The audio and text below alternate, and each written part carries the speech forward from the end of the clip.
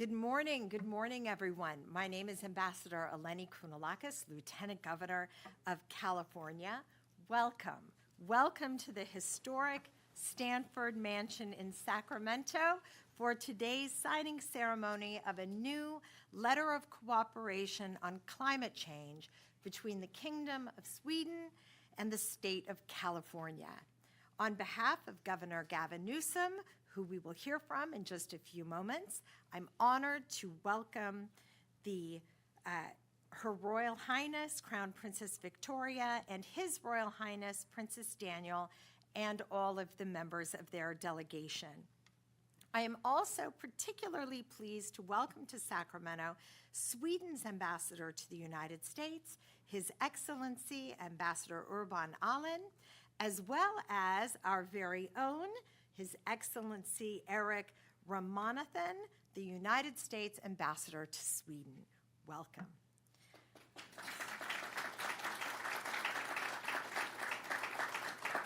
We are also delighted to have here with us today Sweden's Consul General in San Francisco, the Honorable Anna Lekvall.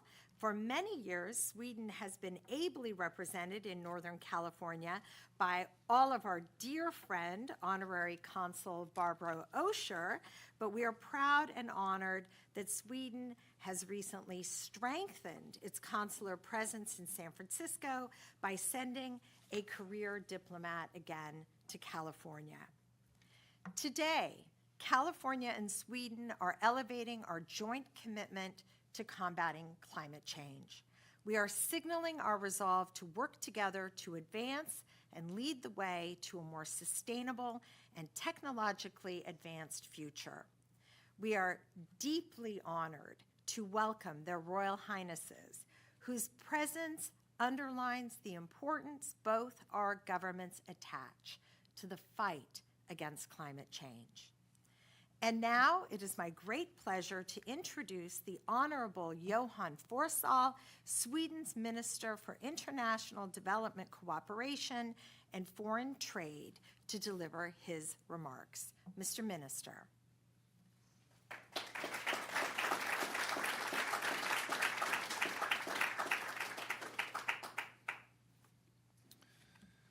Your Royal Highnesses, Governor, Ambassadors, ladies and gentlemen, friends of Sweden and California, I want to begin by saying thank you to Governor Newsom and his team for receiving myself and the delegation here in Sacramento. We have, I believe, a very fruitful conversation here today, and we both agree on the enormous potential that is out there between Sweden and California. I think the numbers, they speak for themselves, so to speak. If California was a sovereign nation, it would rank as the world's 5th largest economy. That's impressive. And Sweden's exchange with California is also extensive, with around 140 Swedish companies being present here in California already today, creating more than 44,000 jobs. California is also one of the largest importers of Swedish goods in the US, and California exports products to Sweden for almost $700 million.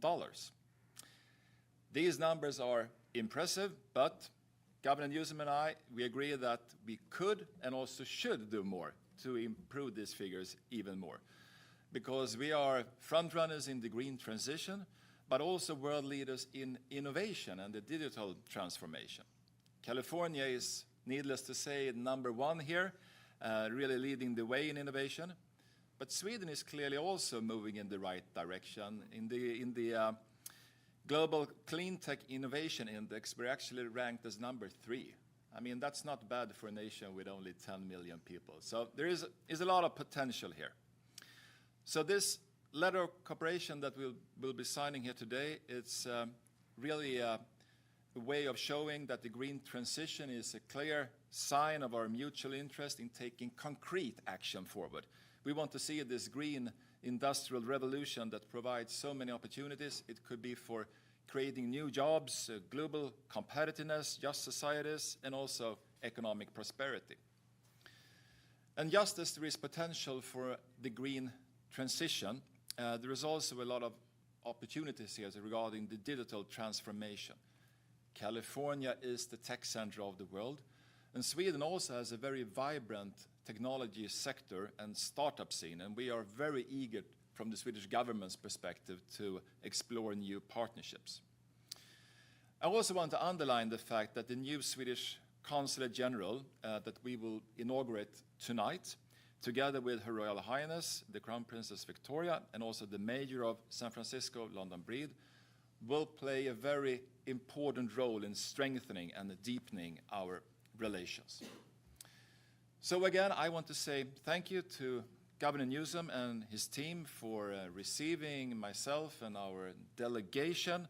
I think we'll lay a very solid foundation here today for more trade between California and Sweden, new investments, more jobs, and more innovation. So once again, thank you very much, and I believe that the best is yet to come. Thank you.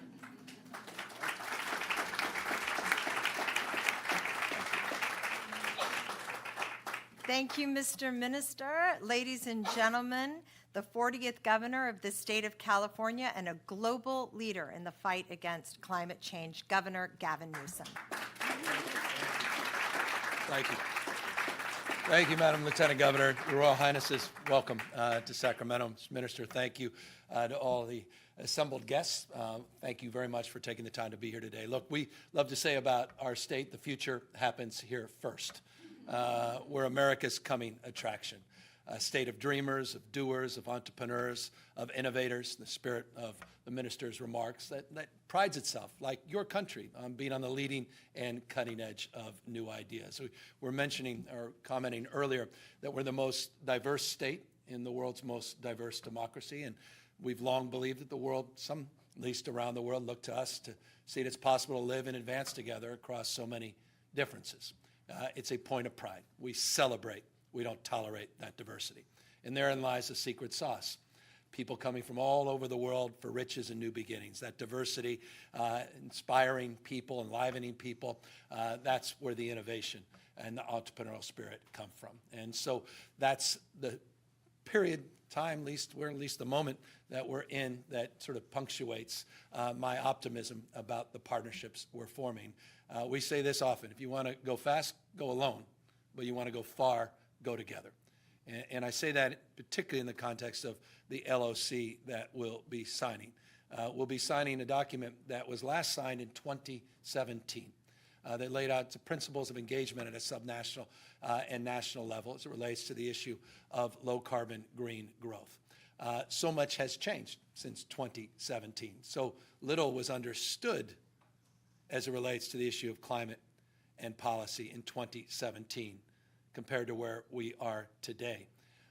It was just a few years ago that I had the privilege of taking the oath of office of Governor of California, and during my transition was with then former President Donald Trump, and we went to the site of the largest forest fire, the most devastating forest fire in terms of loss of life, one of the most significant in terms of property damage in U.S. history in Paradise, California. And it came to the fore in a more indelible way, that the climate is not just about chemistry, biology, and physics, which, of course, is Mother Nature. It's about places. It's about lifestyles. It's about traditions. To watch that town wiped off the map and that history that goes back to the founding of our state in the 1850s, wiped off the map, some of the earliest post offices in California, up in Paradise, California.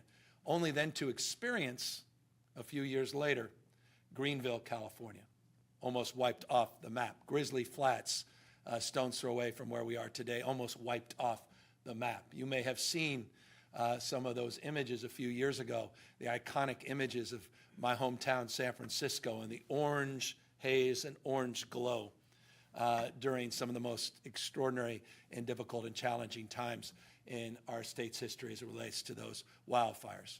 Same time we were going through a historic drought that was putting pressure not just on our system, but putting pressure in terms of trust and institutions and the ability to make the case anew that the best, Mr. Minister, is yet to come in our state. Only to then see, as we were mentioning a moment ago, we went from extreme drought to extreme and historic flooding, back to back. And so this notion of extremes, you know, in a world where many parts of the globe are burning up and heating up, relationship to those fires choking up, we have to do more, and we have to be mindful of our responsibility, our role and relationship in terms of addressing these issues. And that's the long-winded point. I'll end on this. We have agency. We can shape the future. Future's not just something to experience, it's something to manifest. It's our decisions, not conditions, that will determine the fate and future of this planet as it relates to the issue of climate. And I couldn't be more proud in the tradition that is this office, going back decades and decades and decades, to take that baton to continue to advance these partnerships globally, because we understand that we are, you know, we recognize our own inadequacies. There's a humility here and grace as it relates to the world we're living in, and a need to understand, not just to be understood, in relationships to these partnerships, in relationship to our people-to-people engagement. And so we look forward to learning from the work you're doing in this space. We look forward to sharing our best practices, trial and error in this space. And in closing, we also want to share our proud past. You know, it was Ronald Reagan, interestingly, Republican governor at the time, that really established California's leadership as it relates to climate policy by creating the California Air Resources Board, by regulating tailpipe emission. It was a Republican by the name of President Richard Nixon that in 1970 codified our efforts here in the state of California, created the Clean Air Act, the Endangered Species Act. Not just Democrats in the vernacular of our U.S. political system, but people that cared about those they represented. Politics has changed a little bit. Somehow science has become partisan. Somehow the climate has become partisan. Somehow, at peril, we're having a debate in this country that democracy has somehow become partisan. It's an interesting and challenging time.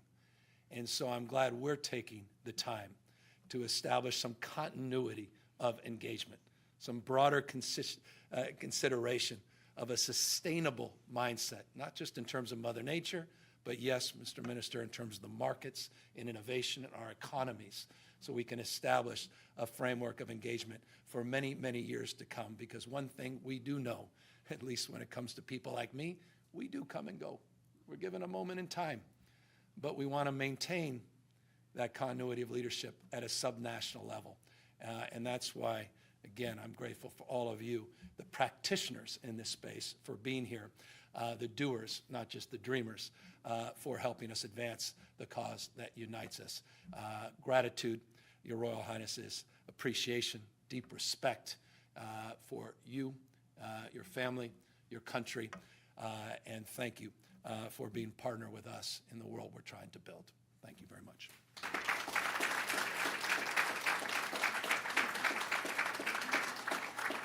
I think the first partner is headed off to the airport. Thank you, Madam First Partner. So it is now time. I'd like to invite Minister Forssell back to the stage to sign with Governor Newsom the letter of cooperation, as well as Her Royal Highness to witness the signing. I think you should probably Which are side? in I'll front of walk the around. California flag. And, this side, Her Royal Highness.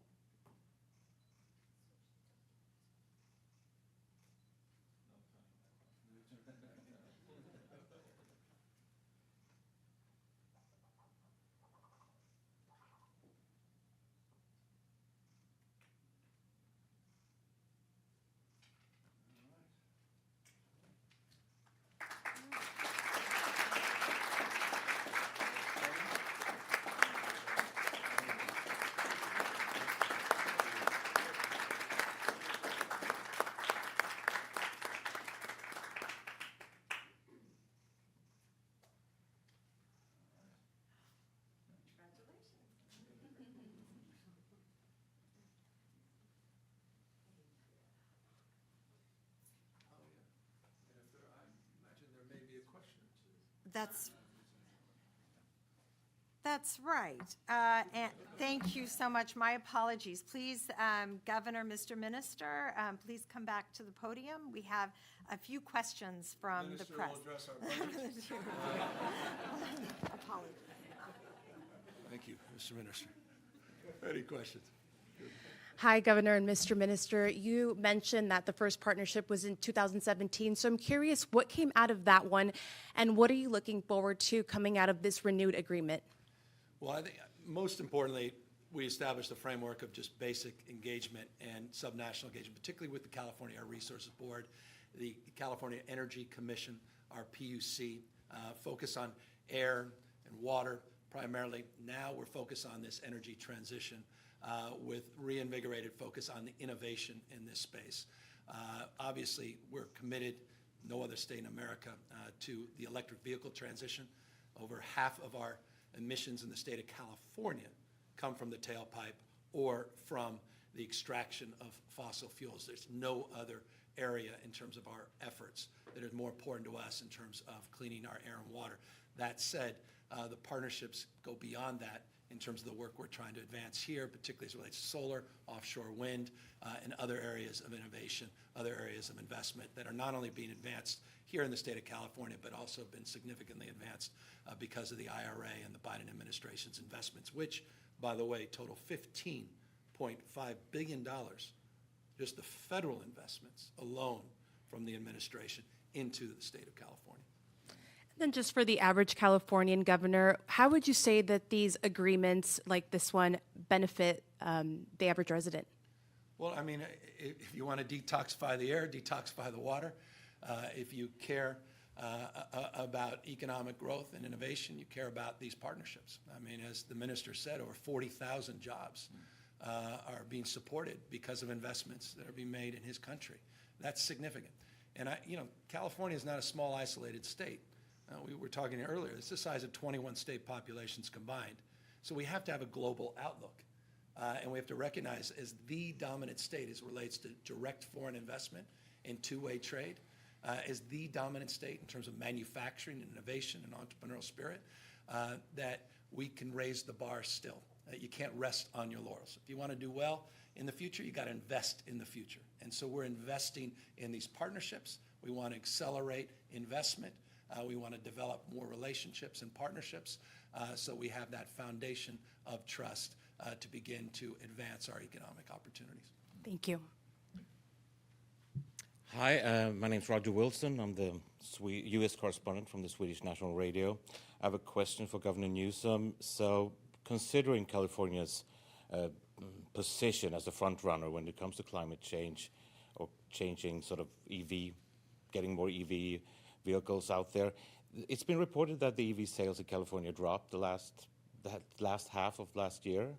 Are you worried about that at all? No. And are you worried about sort of electrical vehicles becoming sort of a part of the culture war? We've seen Trump talking about electrical vehicles in his speeches, also trashing California's electrical grid at the same time. Yeah. Are you worried? And what are the biggest obstacles for the transition to EV? Yeah. So I appreciate the question. And there are two components. Do I worry about the politicalization of this? Of course I do. I'm not naive about that. And there's a deep naivete, particularly coming from Trump's rhetoric around this. California dominates in this space. Over 55 headquartered manufacturing companies in the state of California in the EV space. Tesla is one of the largest automobile manufacturers, not just in this state, but one of the largest EV manufacturers in the world. That company started here in the state of California. 25% of all the new vehicles purchased in California in Q3 of last year were electric vehicles. Do I worry about one quarter? No. That's frankly a talking point, not you, but that's a talking point coming from the fossil fuel lobby. One quarter, over a decade, we've seen growth of over 1,000%. We're well on our way as more vehicles come onto the market. The price points continue to drop, and we continue to advance our nation-leading infrastructure efforts, including the $1.6 billion that was just announced by David Hochfeld at the CEC just last week in building out our fast-charging network throughout the state. So you saw automobile numbers drop generally in Q4. Unsurprisingly, in the EV space, 1 quarter does not make a market, quite the contrary. And the whole sort of culture war thing about being American and be able to ride a gas car. Yeah, well, we want to sprint to the future. We want to dominate in innovation. As it relates to driving your gas car, no one's saying you can't drive your gas car. We don't want to cede the future. We think this is the greatest economic opportunity in our state. If we can dominate in this space, you see the market changing all across the globe. I'm not going to cede that future. And I don't want to recreate the 19th century. Trump administration's promoting policies to roll back progress over the last half century as it relates to environmental standards. Their number one target, and this is not just recent rhetoric, was our efforts as it relates to regulating tailpipe emissions. When Trump was in office, he tried to vandalize the work that Ronald Reagan himself advanced, which is interesting and suggestive. By the way, Reagan, very notable former resident here in Sacramento as governor. So I'm mindful of that. It's also interesting that one of their biggest supporters and suitors is Elon Musk, who's led this innovation. And so I just think the dollars and cents of this, where consumers are going, where the markets are going globally, then in so many ways, California is accelerating the policy, but the policy will continue to accelerate on the basis of consumer choice. And that choice is in the innovation that's taking shape in the EV space. I believe, perhaps in addition to that, if I can just fill in one thing, that is the fact that also from a Swedish perspective, we're looking at the EV sales and the figures. Needless to say, we want to see them go up. We have invested very heavily in this transition. I also believe from that perspective that today's letter of cooperation could be very useful, because we're here today with the Royal Highnesses, myself, and also with this very impressive business delegation. I mean, from so many Swedish world-leading enterprises, perhaps particularly regarding the green transition. So it's not only about making the green transition work, so to speak, it's also about creating jobs. And from our perspective, we see this as something, I mean, 5 or 10 years ago in Sweden, the green transition was basically something that we need to do because of all the fundamental facts. I would say today it's slightly different. Today it's still something that we need to do, but it's also something that we want to do because we see all the economic opportunities here. That's why we kind of described as this green industrial revolution.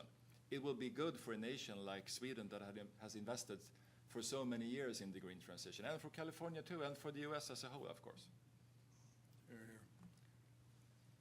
Hi, Blanca Beguer from Politico. Building on that last question for Governor Newsom, I want to ask sort of more broadly, I guess, like what would be the implications of a Donald Trump presidency for this type of agreement? You know, if he does go after specifically California's waivers, is there things that you're trying to do to kind of insulate the state from that and make sure that you can deliver on these types of agreements that you're signing with Sweden and other countries? Well, I mean, we're definitely trying to future-proof California in every way, shape, or form, not just as it relates to our policies, but the politics and the headwinds that we're seeing in terms of the cross currents across the country and looking at November. That said, it's pretty predictable what if, it won't happen, but if it happened, Trump administration somehow fell back into office, what they'll do. I mean, so we know the playbook.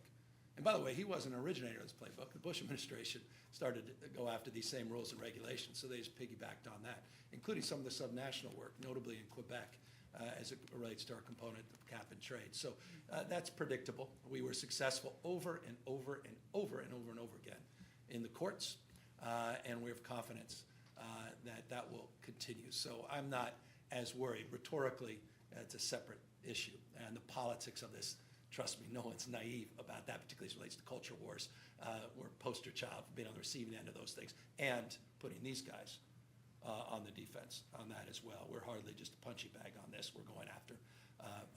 We're trying to assert ourselves and go on the offense on these issues as well. But electric vehicles, certainly will be in the crosshairs, but the vehicle emission standards more broadly and CARB's authority is sacrosanct to Californians, Republican leaders, not just Democratic leaders, including the last Republican governor, Arnold Schwarzenegger, who stood tall in affirming those waivers as well, not just the courts.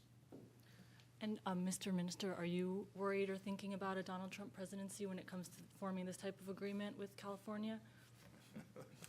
Well, Yes, I don't Minister. believe it's my role really to give any recommendations. But what I can say is that, I mean, the U.S. is, needless to say, a very important partner for Sweden. And we are also looking very much forward to becoming fully aligned here, having the NATO membership.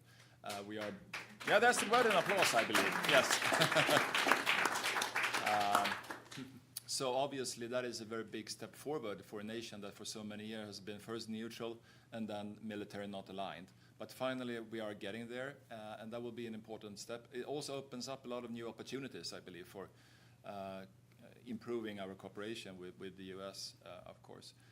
From our perspective, it's important to underline that we're a nation where trade and innovation is really in our DNA.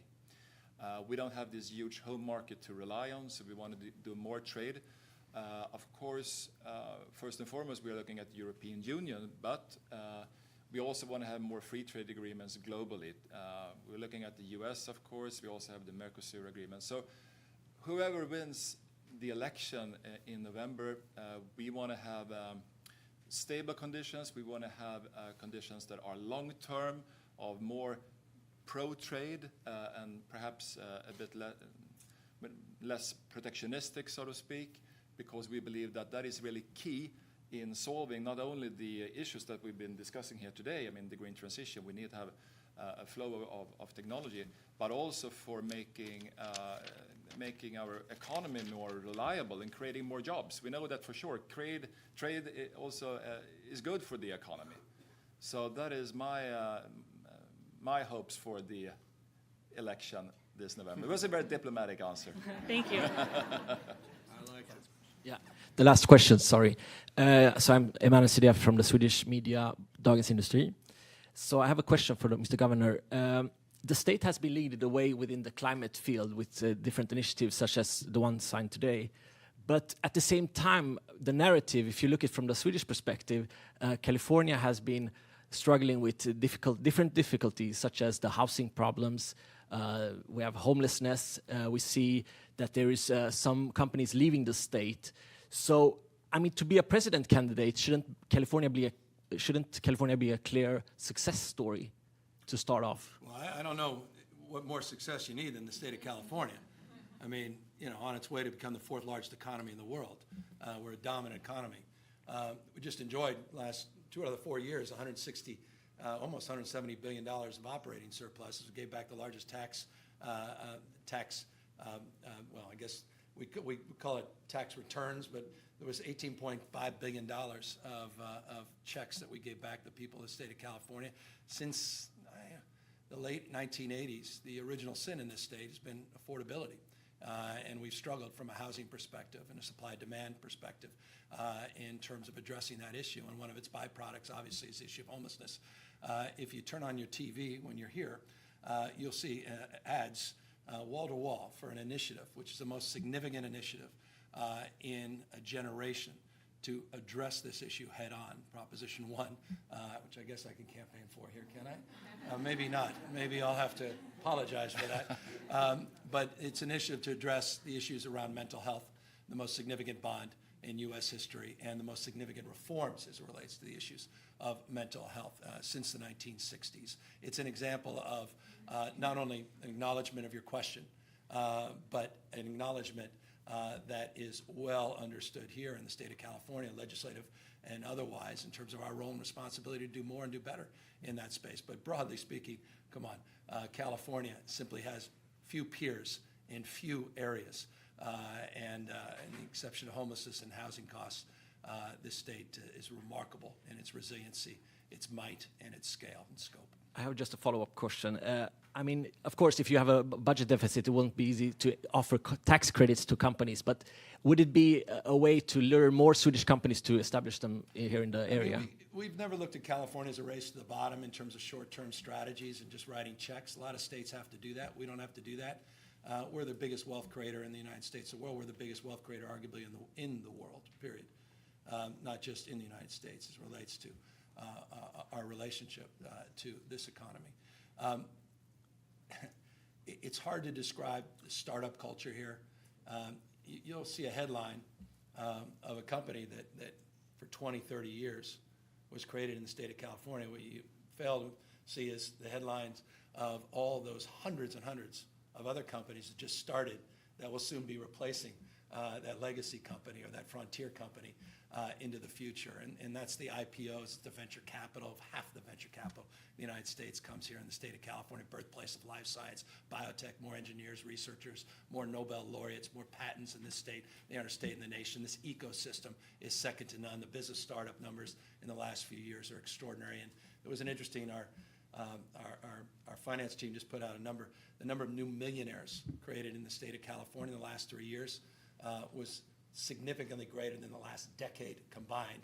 And the number of people earning over $50 million increased by 158% just in the last few years. Now, I'm not just promoting that as a top line because it's about growth and inclusion, which is another reason I'm grateful to have the Royal Highnesses here talking about the extraordinary things your country has done to address the issue of inclusion and centering the family and investing in workforce, which is few countries in the world can lay claim to that model that is Sweden. That said, California's wealth creation, few countries in the world can lay claim to that either. And one last question. If, for whatever reason, Biden won't be available for presidency, will you be interested to join the ticket? No, it's President Biden's coming out to California tonight. He'll be in the Bay Area tomorrow, and I hope to be invited to his inaugurals for his second term as President of the United States. All right. See you there. Thank you so much. Thank you, everyone. That concludes today's program. Thank you.